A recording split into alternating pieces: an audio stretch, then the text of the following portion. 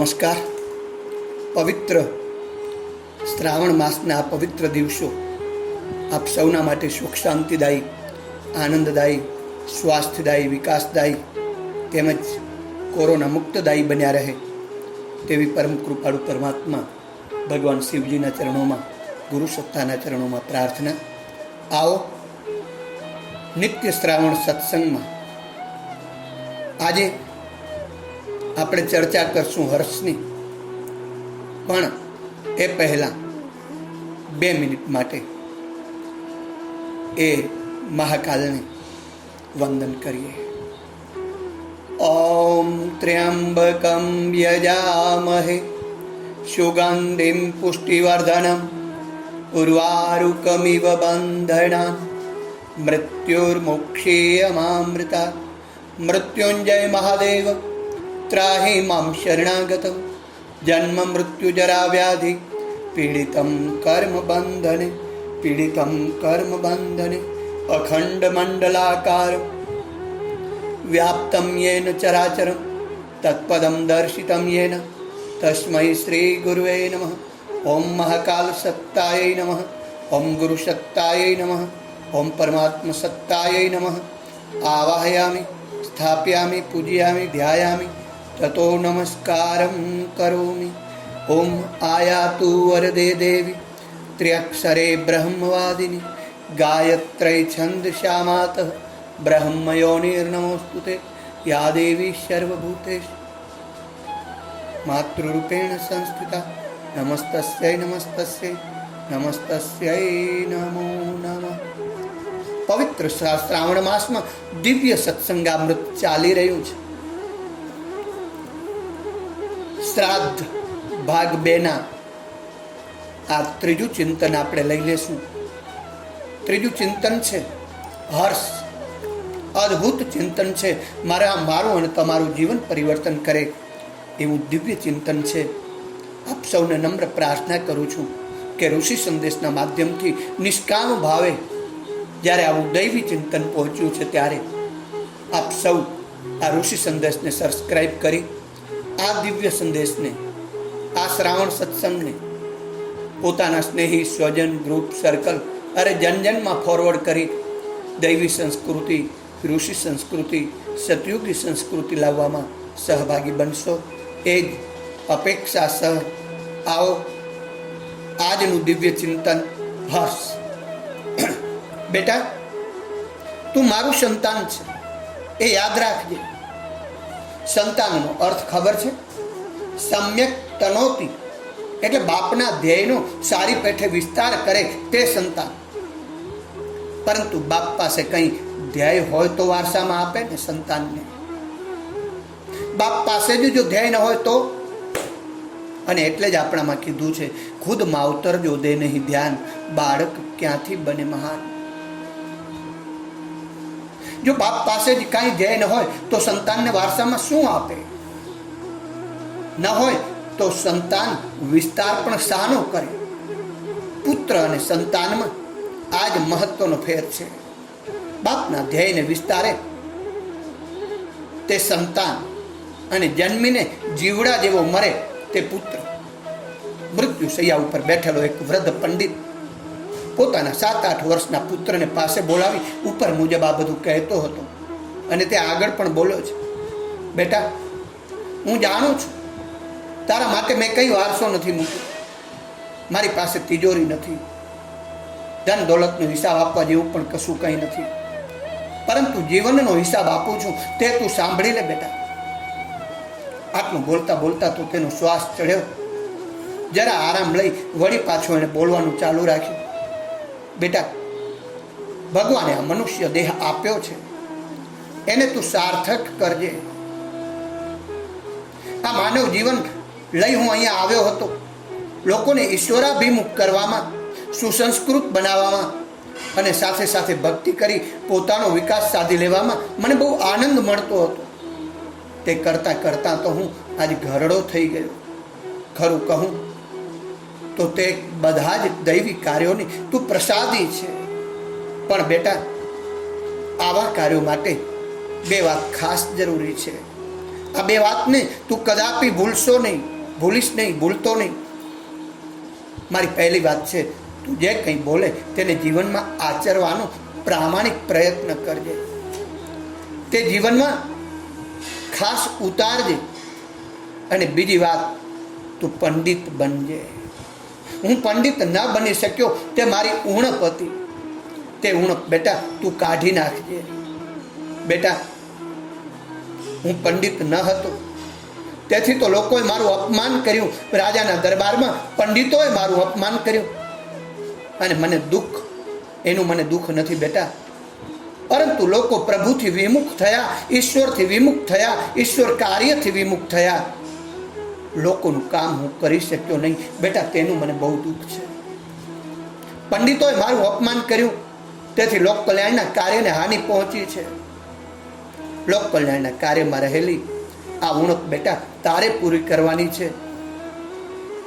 અને આટલું કહી પોતાનો દુર્બળ હાથ દીકરાના મસ્તક ઉપર મૂકતા મૂકતા તેણે આંચકી ખાધી અને પ્રાણ પંખેરું ઉડી ગયું.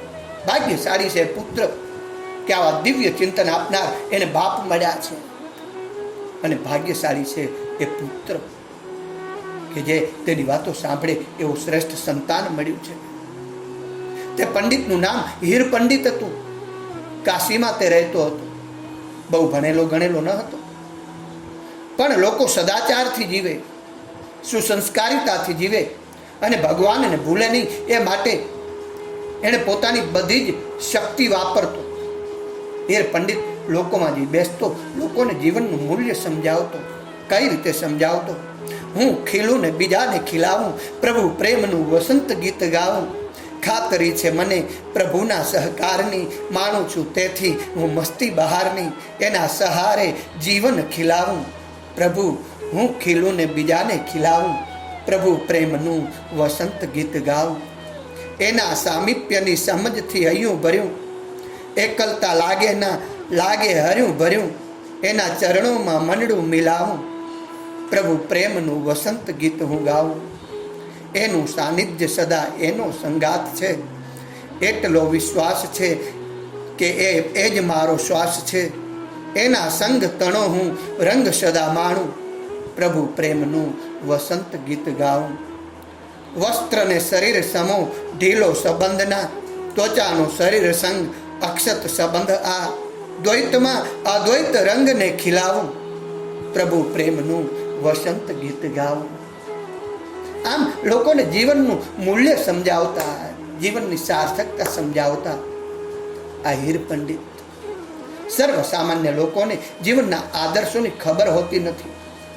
ભારતના સેંકડો માણસો આ ભવ્ય તેજસ્વી જીવન જીવી ગયા, પણ એવા લાખો લોકો છે જેમને એમના એકનું પણ ચારિત્ર્ય ખબર નથી. જ્યાં સુધી એમણે આ ભવ્ય આદર્શો જોયા નથી ત્યાં સુધી તે તરફ તેમનું વલણ પણ હોતું નથી. હીર પંડિત આવા ભવ્ય આદર્શો, આવા ભવ્ય સુસંસ્કારો લોકો સમક્ષ રજૂ કરતા અને તે મુજબ જીવન જીવવાનો પ્રામાણિક પ્રયત્ન પણ કરતા હતા. સાત્વિક જીવન હોવાને કારણે એના જીવનની જરૂરિયાતો પણ ખૂબ મર્યાદિત હતી. પૈસાનો તેને મોહ ન હતો. રાજ્યાશ્રય લેવામાં તે માનતા ન હતા. રાજા મોટો કહે એવી એની ઈચ્છા પણ ન હતી. તેને કંઈ જ પડી ન હતી, પરંતુ પ્રભુ ઉપર દુર્દમ્ય ભરોસો હતો અને એક ખવૈયાને આધારે એની જીવન લીલા ચાલતી હતી. ભગવાનની સેવા કરવાના નાદમાં પડેલા એ લોકોને સમજાવતો હતો કે ભાઈ, આપણે ભગવાનની શું સેવા કરી શકવાના હતા? આ આખો દેહ ભગવાને આપ્યો છે. આ હાથ, પગ, મોઢું જેનાથી આપણે એની સેવા કરવાના છીએ તે પણ ભગવાને આપ્યા છે. બધું જ ભગવાનનું છે. જે સુગંધી ફૂલ ભગવાન ઉપર ચડાવીએ છીએ ને તે પણ તેણે જ નિર્માણ કર્યું છે. એમાંની સૌરભ પણ તેણે જ પૂરી છે. તેણે જ નિર્માણ કરેલું ફૂલ તેને પાછું આપવું, એના ઉપર ચડાવવું, એમાં શું વિશેષતા છે? ભગવાન પર પુષ્પ ચડાવવું છે ને, તો બાપ આ જીવન રૂપી પુષ્પને ચડાવો, એમાં ચારિત્ર્ય અને ભગવત ભક્તિની સૌરભ લાવો, પછી તે ચડાવો. ભગવાનની સેવા કરવી છે ને, તો ભગવાને આપેલા આ દિવ્ય મસ્તકમાં ભગવત વિચારો ભરો. હું કોણ, મારે ક્યાં જવાનું છે, એના જ્ઞાનથી મસ્તકને ભરી નાખો અને જીવનમાંથી લાચારીને કાઢી નાખો. લાચારી કરવી પડશે તો ફક્ત ભગવાનની જ કરીશ. આ ખુમારીને જીવનમાં લાવો. ભગવાનની આ મહાન સેવા છે. લોકો પણ હીર પંડિતના દૈવી વિચારોને વધાવી લેતા અને પોતાના જીવનમાં લાવવાનો પ્રામાણિક પ્રયત્ન પણ કરતા હતા. તેના શબ્દોને માન આપતા અને એના પ્રતિ ખૂબ પ્રેમ રાખતા હતા. આ રીતે હીર પંડિત લોકમાન્ય થતા ગયા છે, લોકમાન્ય થતા ગયા છે. રમતા રમતા રમતા રમતા રમકડાને બાળક ક્યારે અને ક્યાં ફગાવી દેશે એનો કઈ ભરોસો છે? વિધિના હાથનું રમકડું બનેલા આ માનવીનું પણ આવું જ નથી શું? અને એને કચડીને જાણે કે એણે મહાન વિજય પ્રાપ્ત કર્યો હોય, વિજય મેળવ્યો હોય એમ ક્રૂર અટાસ્ય કરતી વિધિ કચડાતા રીબાતા માનવને પરમ સંતોષથી ઊભી જોતી રહે છે. હીર પંડિત પણ આ ક્રૂર વિધિના હાથનું એક રમકડું બની ગયા. રાજાશ્રિત પંડિતોથી એમની આ લોક માન્યતા સહન નથી.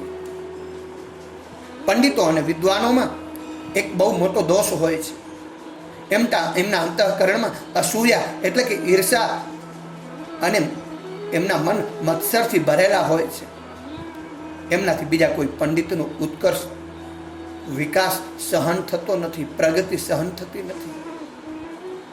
એમના અંતઃકરણમાં તેજો દેશની એક દિવ્ય એક નાનકડી ચિનગારી સતત સળગતી રહેતી હોય છે અને અનુકૂળ પવનનો વેગ મળતા જ તે પ્રજ્વલિત થઈ જાય છે.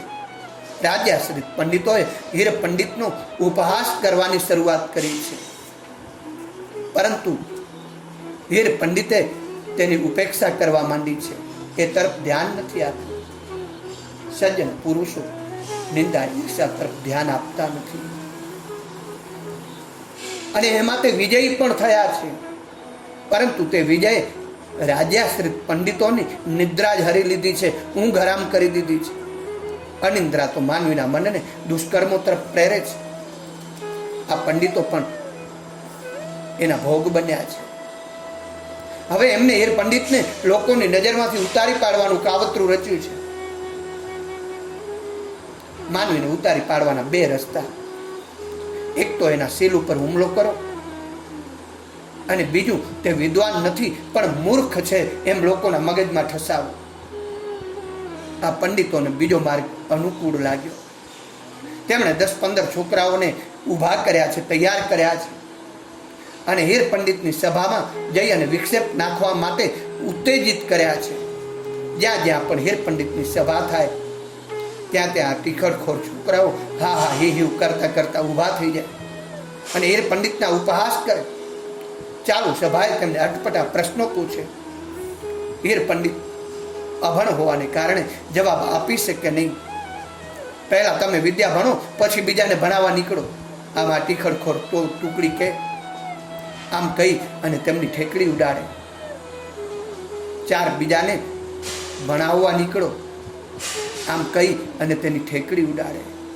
4-5 આ રીતે પરાભૂત થવાથી લોકોને પણ લાગવા માંડ્યું કે આને કંઈ આવડતું નથી અને એક એક કરતા લોકો વિખરાવા લાગ્યા છે.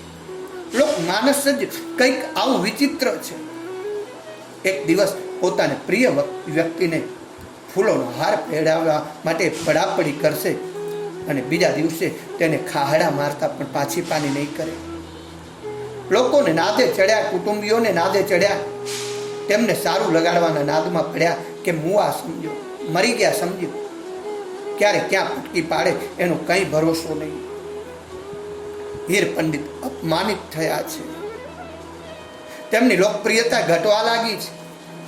રાજાશ્રિત પંડિતોએ તેમની હારમાં તેમને અપમાનિત કરવામાં માનસિક સમાધાન મેળવ્યું છે. હીર પંડિતને અપમાન થયું તેનું દુઃખ ન લાગ્યું, પણ લોકોની નજરમાંથી પોતે ઉતરી ગયા એનું પણ તેને દુઃખ ન હતું. પરંતુ લોક કલ્યાણના કાર્યને હાનિ થઈ, લોક સેવાના કાર્યને હાનિ થઈ. લોકોને હવે સાત્વિકતા વિચારો મળી શકશે નહીં. તેઓ ઈશ્વરા વિમુખ થયા હતા, તે પાછા ઈશ્વર વિમુખ થઈ જશે. આનું હીર પંડિતને દુઃખ હતું. આખા જીવન દરમિયાન પોતે જે ધારણા લઈને બેઠા હતા તેનું આવું દુઃખમય પરિણામ. આ વિચારે તેના અંતરને કોરી ખાધું અને એ આઘાતમાં એ ભટકાયા અને પછડાટમાંથી પાછી એમને કળ નથી વળી અને એ પ્રાણઘાતક નીવડી છે. પોતાના હર્ષને એકના એક સંતાનને શોભે, એક પંડિતને શોભે એવો વારસો સોંપી અને ચીર નિંદ્રામાં તે પોઢી ગયા છે. બાપ, આ જીવન છે. અભણ હોય તો શું થયું, પણ સંસ્કૃતિ માટે જીવન જીવી ગયા. અને સંસ્કૃતિ માટે જે જીવન જીવી જાય છે ને એ મરતા નથી, એ અમર બને છે. અને એટલે તો કહ્યું, મૃત્યુ ही सत्य है मत बन अनजान, जीवन ऐसा जी कि हंसता चले संसार. આમ આ હીર પંડિત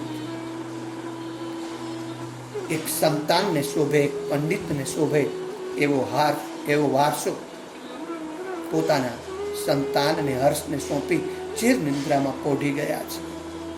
13માને દિવસે પરોઢીએ પોતાની વિધવા બાને બાળક હર્ષે નમસ્કાર કરીને કહ્યું છે, બા, તારા ઉપર મને ખૂબ પ્રેમ છે અને તારા સિવાય મારું બીજું છે પણ કોણ.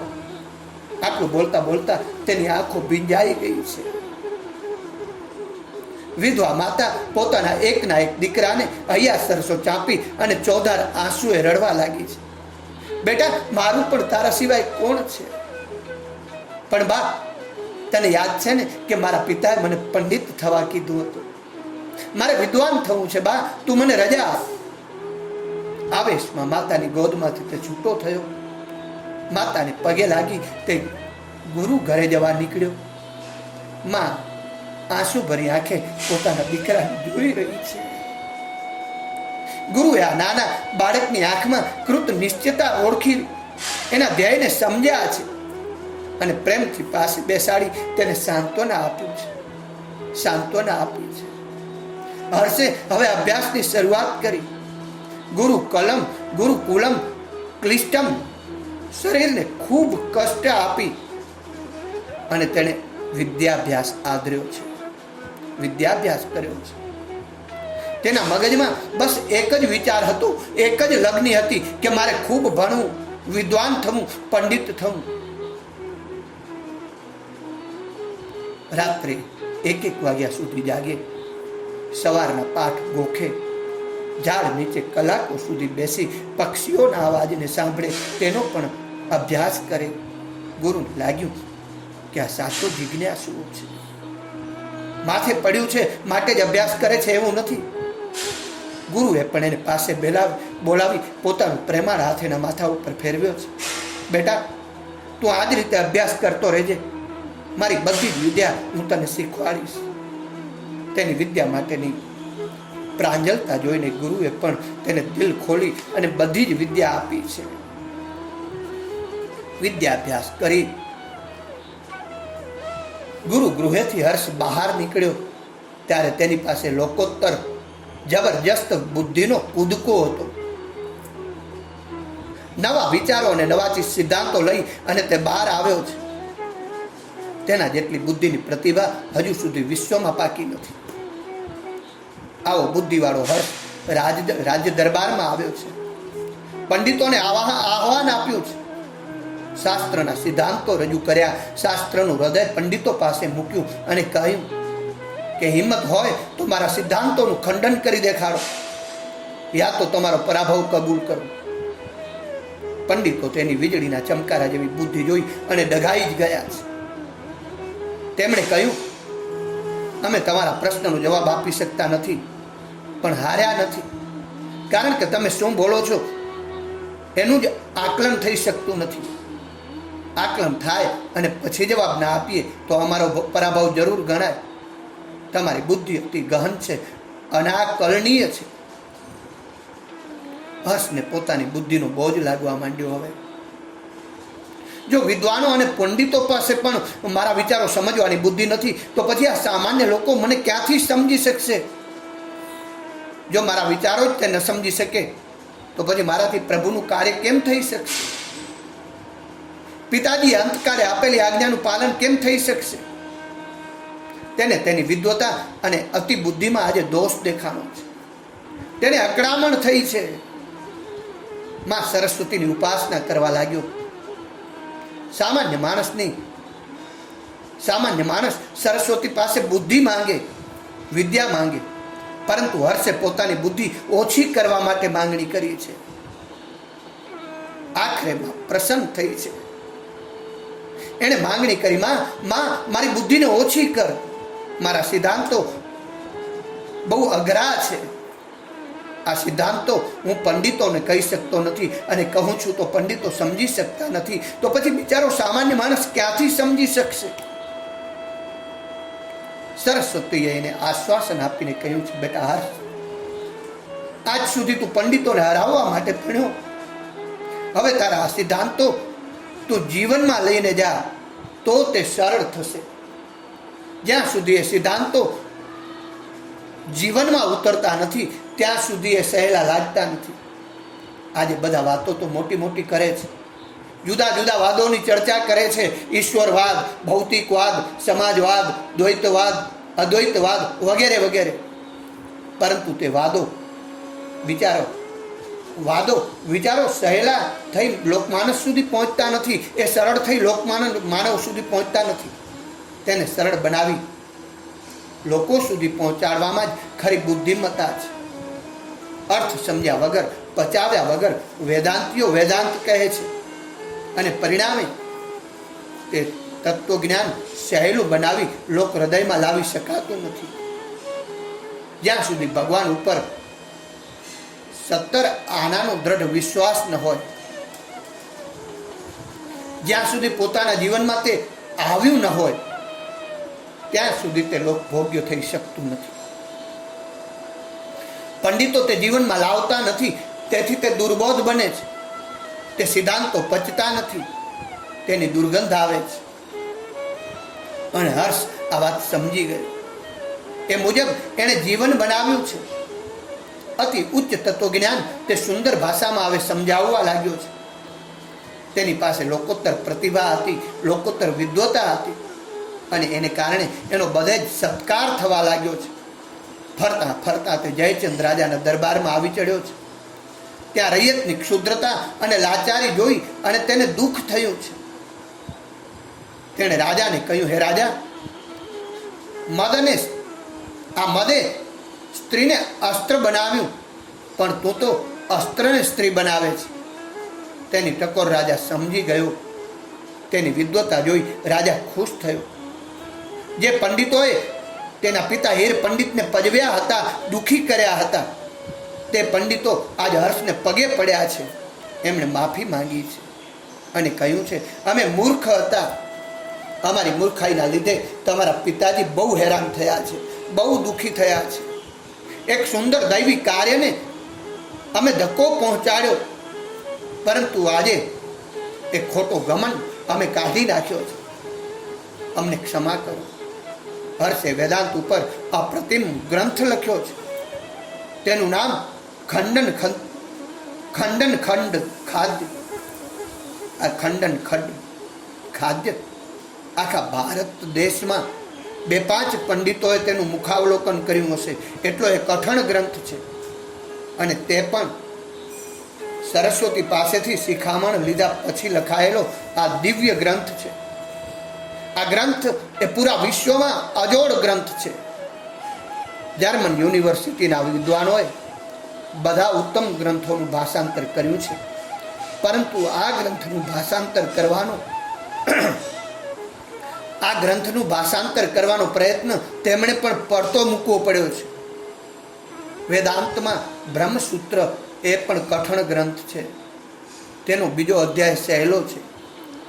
અને તેનો બીજો પાદ તો અતિ સરળ છે. આ અતિ સરળ પાદ આજના એમએના વિદ્યાર્થીઓને કઠણ લાગે છે.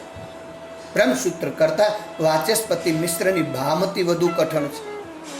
અને તેનાથી પણ વધુ કઠણ જો કોઈ ગ્રંથ હોય તો આ ખંડન ખંડ ખાદ્ય છે. શું બુદ્ધિનો પ્રકર્ષ હશે?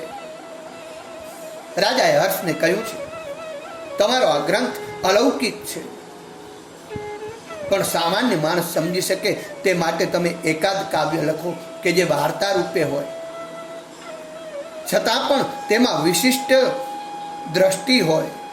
હર્ષે વિશિષ્ટ દ્રષ્ટિથી નળદા દમયંતી અને એના સ્વયંવરની કથા કાવ્યમાં વણી લીધી છે. આ મહાકાવ્ય એટલે નૈષદ, અતિ સુંદર મહાકાવ્ય છે. તેમાં વાર્તા છે, કલા છે, તત્વજ્ઞાન છે, સિદ્ધાંતો છે, પ્રતિભા છે અને બુદ્ધિનો ચમકારો પણ છે. પંડિતો કહે, તમારું કાવ્ય સુંદર છે પણ દુર્બોધ છે.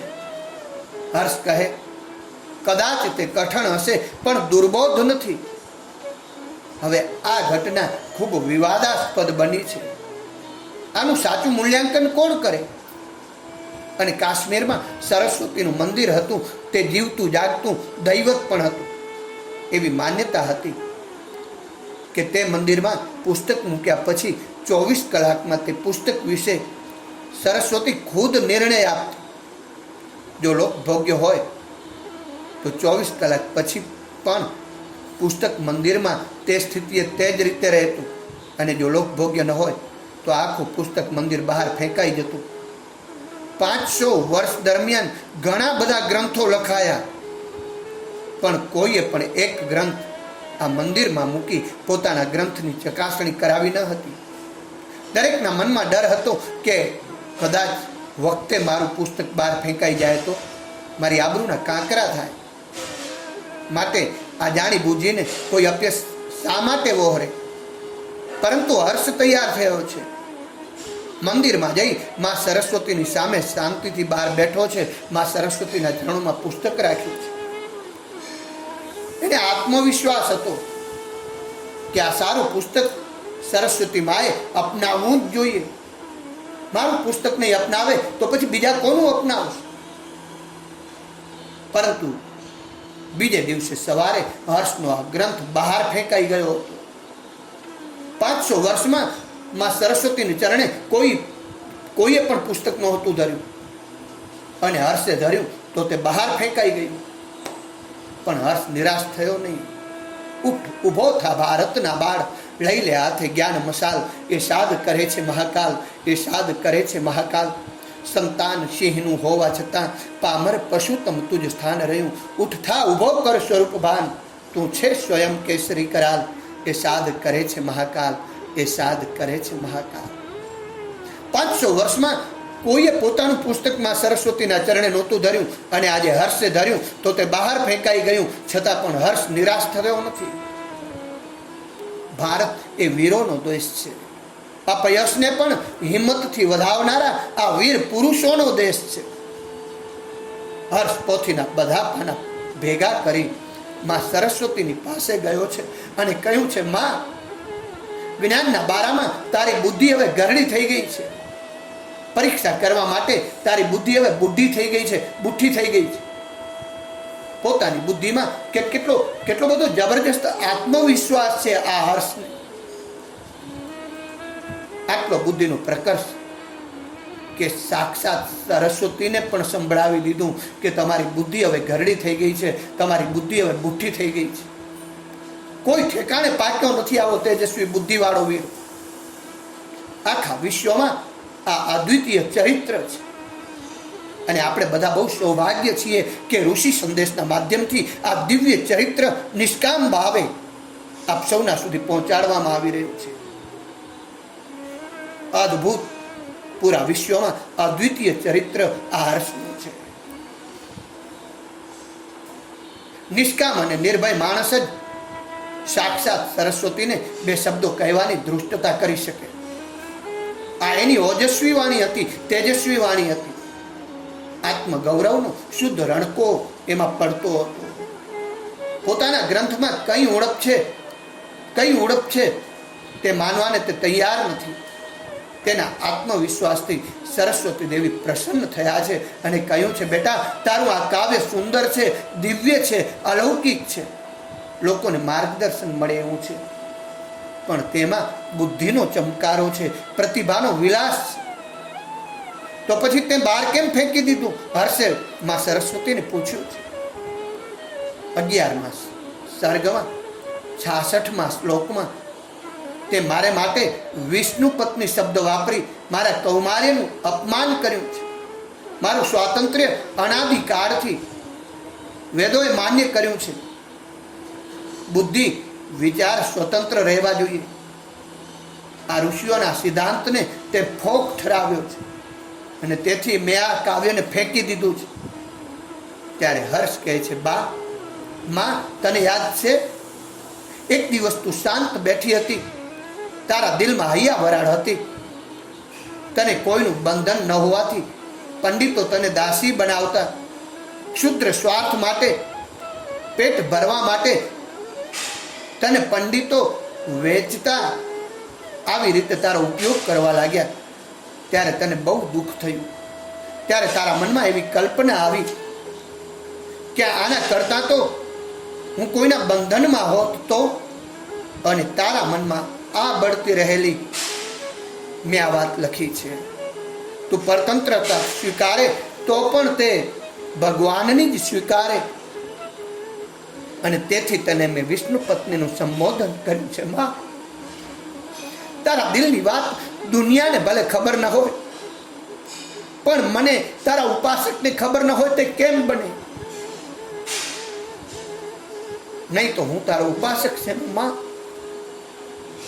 સરસ્વતી એ વિષ્ણુ પત્ની છે અને તે મુજબ તેની સાથે વર્તન રાખવું જોઈએ એમ મેં લખ્યું છે. એમાં મારી શું ભૂલ થઈ છે? માં, દીકરો હોય તો આવો હોવો જોઈએ.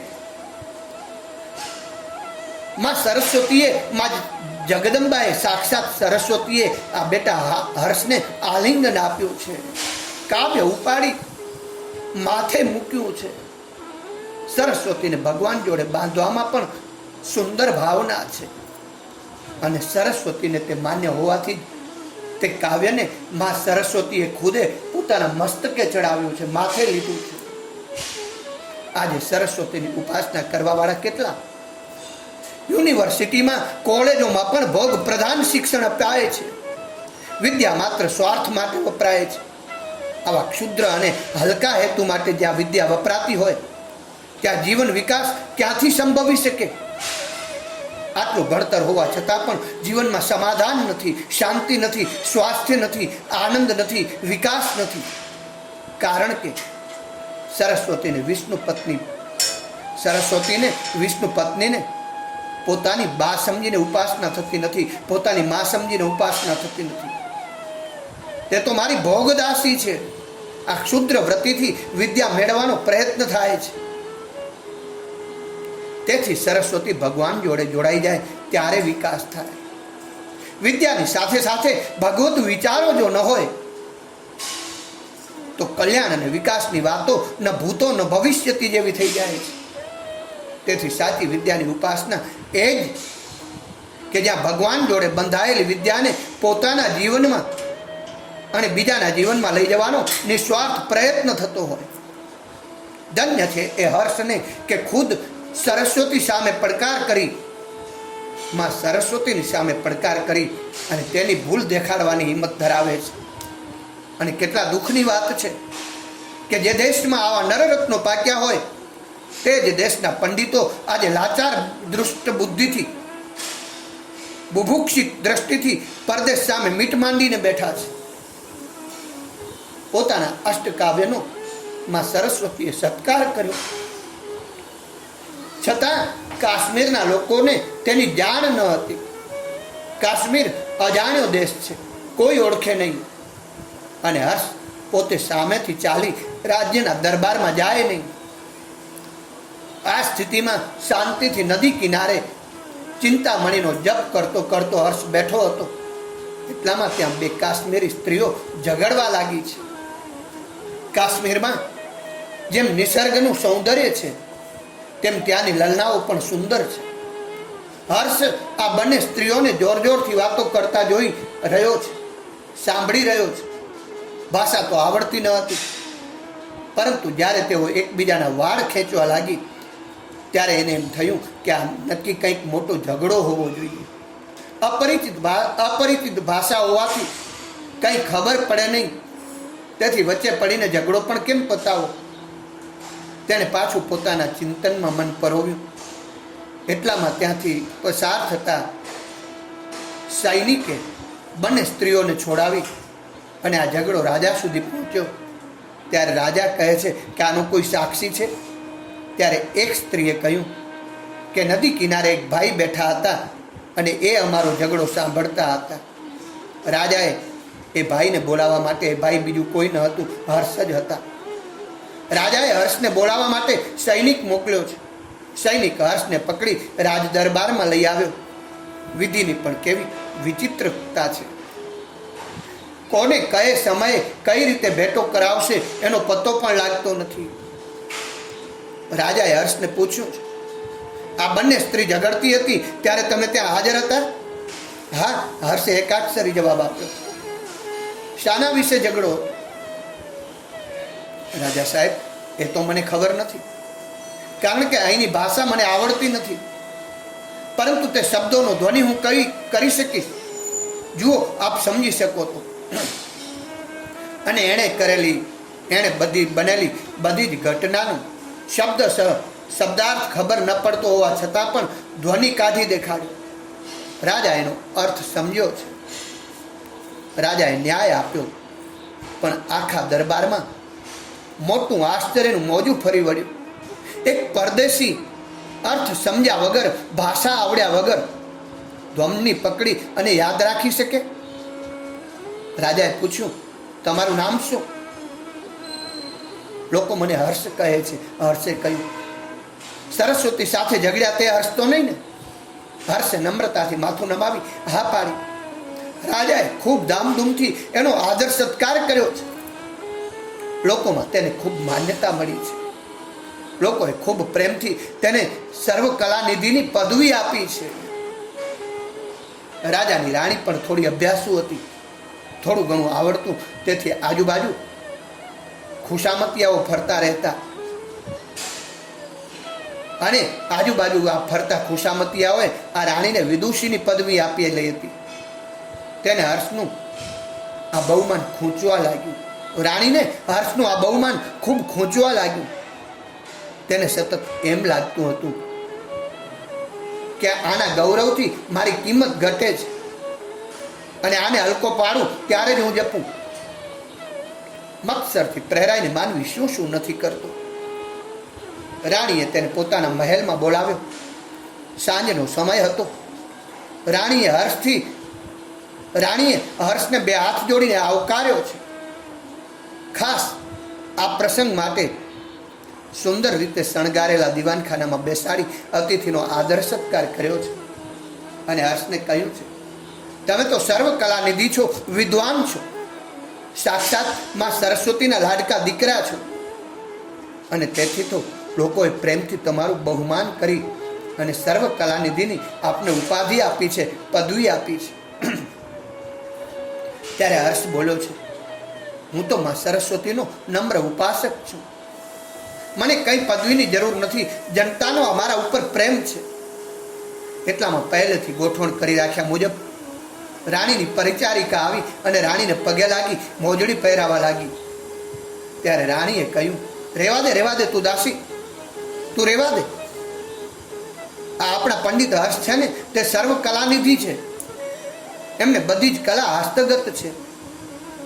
તારે એમની કલાનું પારખું જોવું છે? જો આ મારી મોજડી પડી છે ને, તે એમની કલાના પ્રતાપે મારા પગને હાથ લગાડ્યા સિવાય મને પહેરાવશે. અને રાણીએ પોતાનો પગ હર્ષ સામે જરા લાંબો કર્યો છે. હર્ષની આજે કફોડી પરિસ્થિતિ થઈ છે. જો રાણીનો હુકમ માનતો નથી તો રાજ આજ્ઞાનું પાલન ન થતા રાજાનું અપમાન થાય છે. અને કહું કે મને પહેરાવતા નથી આવડતું, અને કહું કે મને પહેરાવતા આવડતું નથી, કારણ કે પગને હાથ ન લગાડતા મોજડી પહેરાવવી એ કલા છે. તો લોકોએ જે પ્રેમથી મને સર્વ કલાનિધિની પદવી આપી છે તે ખોટું ઠરે છે. આમ હર્ષની આજે પરિસ્થિતિ ખૂબ કફોડી થઈ છે. એક રાણીના પગે જોડો પહેરાવવો તેના કરતાં વધુ મોટું અપમાન બીજું કયું હોઈ શકે? એણે આંખો મીચી ભગવાનનું સ્મરણ કર્યું છે. હે ભગવાન, હે દયાનિધે, મારું આવું અપમાન કરાવવામાં પણ તારું કંઈક હેતુ હશે. આમ કઈ રાણીના પગે મોજડી પહેરાવ્યા પછી આ દુનિયાની કુટિલતા અને કુત્સિતતાથી દૂર થઈ ગંગા કિનારે ચાલ્યા ગયા છે. અને ત્યાંથી હર્ષ પોતાના ઘરે પાછા ફર્યા નથી, રાજ્યમાં ગયા નથી. નાના મોટા સૌ તેની પાસેથી માર્ગદર્શન મેળવતા. એમાંય વિશેષતઃ યુવાનો તેમની તેજસ્વીતાથી આકર્ષાઈ, તેમના તેજસ્વી જીવનથી આકર્ષાઈ તેમની પાસે આવતા, તેમના પગ પાસે બેસી જીવનના સિદ્ધાંતો સમજી લેતા, પોતાના જીવન દીપ પ્રગટાવી એવા અનેક દીવડાઓ પ્રગટાવવા નીકળી પડતા. સેંકડો તરુણો તેમની પાસેથી પ્રેરણા લઈ લોકોમાં દૈવી વિચારો પહોંચાડતા. ગંગા કિનારે બેઠા બેઠા જ આખા સમાજને એણે તૈયાર કર્યો. સદવિચાર અને સદવૃત્તિઓને ઘેર ઘેર પહોંચાડ્યા છે. લોકો તેને કહેતા કે તમે તો અમારા ગુરુ છો. ત્યારે તે ફક્ત એક જ જવાબ આપતા, હવે હું વિદ્વાન નથી, હવે હું પંડિત નથી, હવે હું લોકમાન્ય નથી, હવે હું રાજમાન્ય નથી, હું કોઈનો ગુરુ નથી, હું તો છું એક નમ્ર સાધક. સાધકની શું પરિભાષા હોય એ બતાવી છે. એ બુદ્ધિના પ્રકર્ષ હર્ષને અનંત પ્રણામ છે. જ્યારે આવા ભવ્ય ચરિત્રો નજર સામે આવે છે ત્યારે ભારત દેશની આ માટીને માથે લઈ નાચવાનું મન થાય છે. ધન્ય ભાગ્ય આપણા કે આ પવિત્ર માટીમાં રામ અને કૃષ્ણ નાચ્યા. યાજ્ઞવલ્ક્ય, પતંજલિ, વશિષ્ઠ અને દધીચીએ આ દેશની ધૂળને પાવન કરી છે. સેંકડો ઋષિ મુનિઓ, સંતો, મહંતો, દિવ્ય પુરુષો આ ધૂળમાં આડોટી અને મોટા થયા છે. આ માટી નથી, પરંતુ ક્ષુદ્રતા ધોનારી, પાપો ધોનારી પવિત્ર રજ છે. જે માટીમાં આ ભવ્ય ચરિત્રો નાચ્યા તેમને યાદ કરવાથી જીવનની ક્ષુદ્રતા ચાલી જશે. અરે એ માટી માથે લેવાથી પાપ ધોવાઈ જશે. સેંકડો પૂર્વજોના મહાન અને દિવ્ય ચરિત્રો આ પવિત્ર દિવ્ય માટીમાં દટાયેલા છે. તેથી તેને માથે લેવાનું મન થાય છે. મૃતિકે હનમે પાપમ કહી અને જનોઈ બદલતી વખતે આજ ભૂદેવો પણ, બ્રાહ્મણો પણ એ માટીને માથે લે છે. અહીં તેજ હતું, દિવ્યતા હતી, ભવ્યતા હતી. ભગવાનને પણ બે શબ્દો પૂછવા વાળા લોકો અહીંયા રહેતા હતા. ભગવાનને અહીં આવવાનું મન થતું હતું. ભારત વર્ષની નદીઓ, એના વૃક્ષો, એના પથ્થરો, પહાડો કહે છે કે અહીંનો સંસ્કૃતિ વારસો કેટલો મહાન છે, કેટલો દિવ્ય છે, કેટલો ભવ્ય છે. દુર્લભમ ભારતે જન્મ. આ સૂત્રની યથાર્થતા આના ઉપરથી સમજાશે. ભગવાન આપણને તે પચાવવાની સદબુદ્ધિ આપે, શક્તિ આપે અને ભારતની એ ભવ્ય દિવ્ય સંસ્કૃતિ પરંપરાને આપણે ફરી પાછા ઊભા કરી ફરી પાછા ઋષિ સંસ્કૃતિ તરફ વળીએ, દૈવી સંસ્કૃતિ તરફ વળીએ, સતયુગી સંસ્કૃતિ તરફ વળીએ. એ જ આ પાવન શ્રાવણ માસની દિવ્ય અભ્યર્થના, પ્રાર્થના. મિત્રો, પવિત્ર શ્રાવણ માસમાં આ હર્ષની વાત નિષ્કામ ભાવે આપ સૌની પાસે પહોંચાડવામાં આવી છે. ત્યારે આ એક ઋષિ સંદેશ છે. આ ઋષિ સંદેશને આપ માત્ર ને માત્ર આપના પૂરતો નહીં રાખતા, આને પોતાના સ્નેહી સ્વજન ગ્રુપ સર્કલ, અરે જનજનમાં ફોરવર્ડ કરી આવા દિવ્ય ચારિત્રો જનજન સુધી પહોંચાડી પવિત્ર શ્રાવણ માસને આપણે દીપાવીએ અને આ ધરા પર ઋષિ સંસ્કૃતિ, દૈવી સંસ્કૃતિ ફરી પાછી ઊભી કરી શકીએ, નવયુગનું નિર્માણ કરી શકીએ. એ ભાવ સાથે ઋષિ સંદેશની આપ સૌને શુભકામના. અસ્તુ. જય શ્રી કૃષ્ણ. આવતીકાલે દિવ્ય ચિંતન ભક્ત કવિ જયદેવ વિશે આપણે કરીશું. આપ સૌને નમ્ર વિનંતી છે, અચૂક નિત્ય શ્રાવણ સત્સંગ સાંભળતા રહી જીવનને દિવ્ય બનાવીશું. નિષ્કામ ભાવે પરમ પિતા પરમેશ્વરની મહાકાલની દિવ્ય પ્રેરણાથી, પરમાત્મા શ્રી કૃષ્ણની દિવ્ય પ્રેરણાથી, સદગુરુદેવની દિવ્ય ચેતનાથી આ દિવ્ય વિચારો ઋષિ સંદેશ માધ્યમથી નિષ્કામ ભાવે આપ સૌની પાસે પહોંચાડી રહ્યા છીએ. તો આ ઋષિ સંદેશને સબસ્ક્રાઈબ કરી પોતાના દૈવી પરિવારમાં, સમાજમાં, પૂરા રાષ્ટ્રમાં જન જન સુધી આ દૈવી વિચારો પહોંચાડી ઋષિ સંસ્કૃતિ, દૈવી સંસ્કૃતિ, સતયુગી સંસ્કૃતિ લાવવામાં આપ સહભાગી બનશો. એ જ અભ્યર્થના સહ ગાયત્રી પરિવાર શાખા સરગાસણની હાર્દિક શુભકામના. અસ્તુ. જય શ્રી કૃષ્ણ. જય મહાકાલ.